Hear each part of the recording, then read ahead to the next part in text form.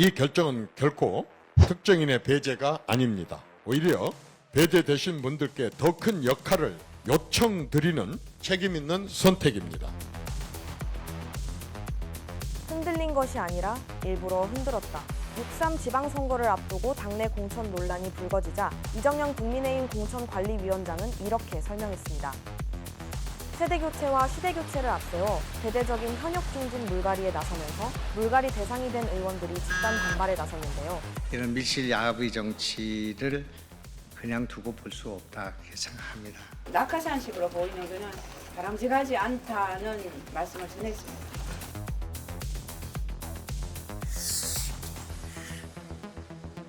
이정현 위원장은 내홍 속에서도 뜻을 굽히지 않겠다는 의지를 연일 내비치며 강경 노선을 걷고 있습니다.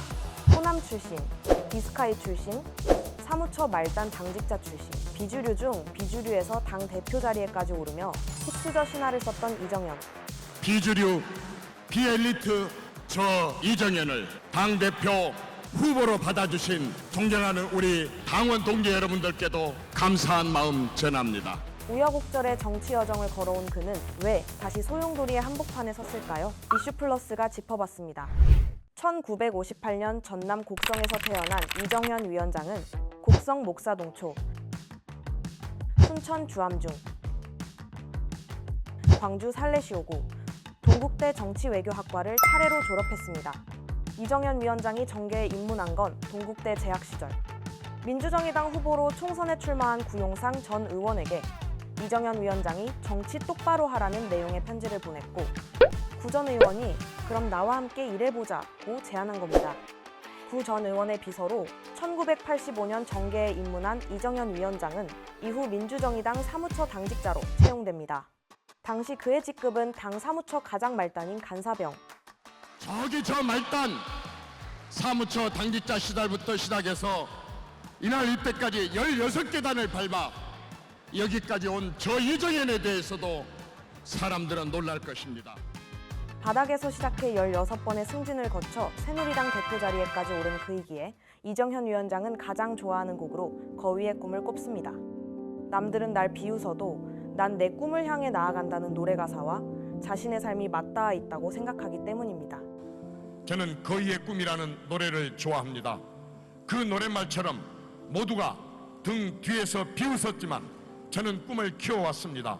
그리고 오늘 이 자리에 섰습니다. 친박 중 친박으로 꼽히는 이정현 위원장이 박근혜 전 대통령과 인연을 맺게 된 건 2004년. 이정현 위원장이 17대 총선 때 광주 서구을의 한나라당 후보로 출마했다가 낙선합니다. 박근혜 당시 한나라당 대표가 이정현 위원장과 만난 자리에서 어려운 곳에서 얼마나 고생이 많으시냐고 위로의 말을 건네자 이정현 위원장은 이렇게 답했습니다. 한나라당이 호남을 홀대해서는 발전할 수 없습니다. 호남 포기 전략을 포기해 주십시오. 이 말을 들은 박근혜 당시 대표는 어쩜 그렇게 말을 잘하시냐며 이정현 위원장을 한나라당 수석부 대변인에 임명했습니다.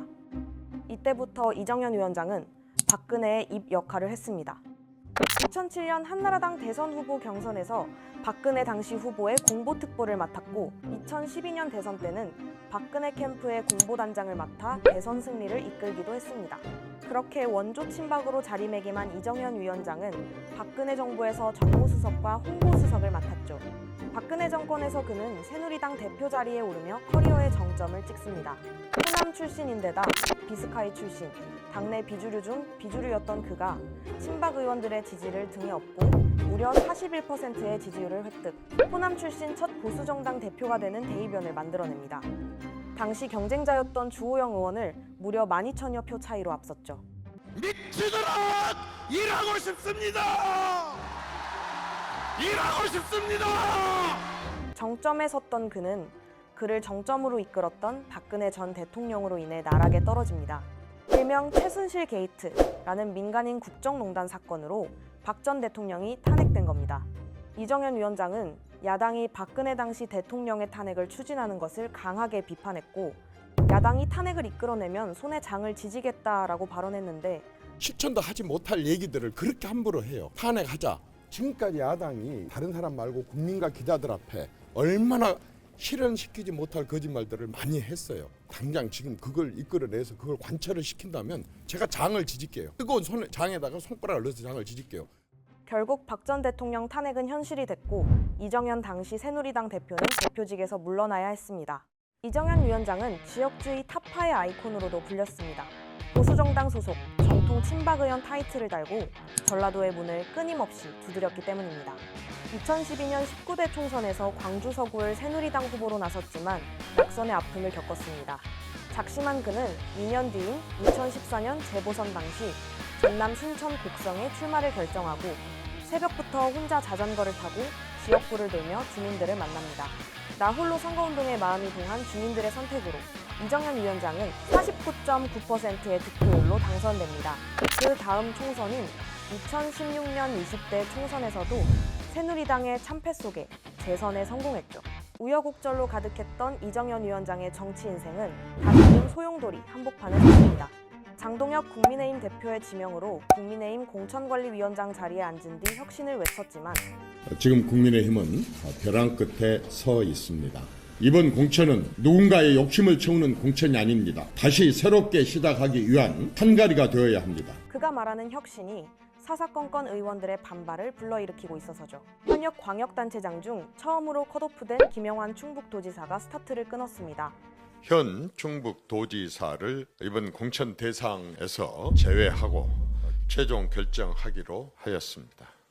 당은 오직 유일하게 전국에서 충청북도에서만 컷오프를 진행했고 왜 컷오프를 했는지를 설명해 주지 않았고 이런 밀실 야합의 정치를 그냥 두고 볼 수 없다 이렇게 생각합니다. 보수의 심장, 대구시장 공천을 두고도 육선 주호영 의원과 이진숙 전 방송통신위원장을 컷오프한 것이 반발을 사고 있죠. 저는 오늘 대구시장 예비 후보 자격을 회복하기 위해서 이 자리에 섰습니다. 각종 여론조사에서 이진숙을 압도적 1위로 지지함으로써 이진숙이 대구의 위기 해결사로 나서줄 것을 대구 시민들은 요구하고 있습니다.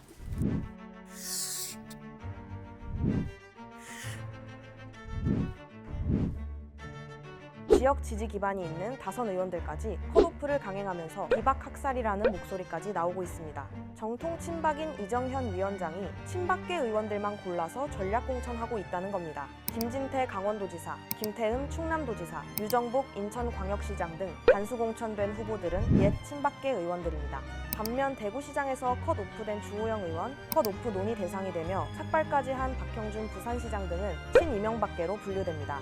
2008년 이명박 정권 당시 총선에서 친박 공천 학살 논란이 불거진 바 있는데 이정현 공관위원장이 이에 대한 복수극을 펼치고 있다는 겁니다. 그런데 지금 2016년에 박근혜 탄핵된 이후에 10년 만에 지금 비박들을 다 쳐내고 있다. 그게 박형준을 쳐내려고 했는데 안 됐고 친이계들을 다 쳐내는 거. 주호영 거의 유일한 대구의 친이계고 오세훈도 그렇고. 친박 학살 복수극으로 친이 학살이라는 언급 나오는 좀 입장이 있으실까요? 다른 질문으로 마치도록 하겠습니다. 정당 말단직원에서 호남 출신 최초 보수정당 대표까지 오르며 흡수저의 반란을 일으켰던 이정현 위원장. 이번 공천에서도 새 얼굴들의 반란을 꿈꾸는 듯하지만 쉽지는 않아 보입니다. 비주류 중 비주류였던 그를 당의 중심으로 이끈 박근혜 전 대통령은 여전히 그의 선택들의 그림자를 드리우고 있고 나홀로 혁신에 공감하지 못하는 의원들의 반발도 거셉니다. 지방선거까지는 아직 2달. 개혁의 신호탄인가, 망나니의 칼춤인가.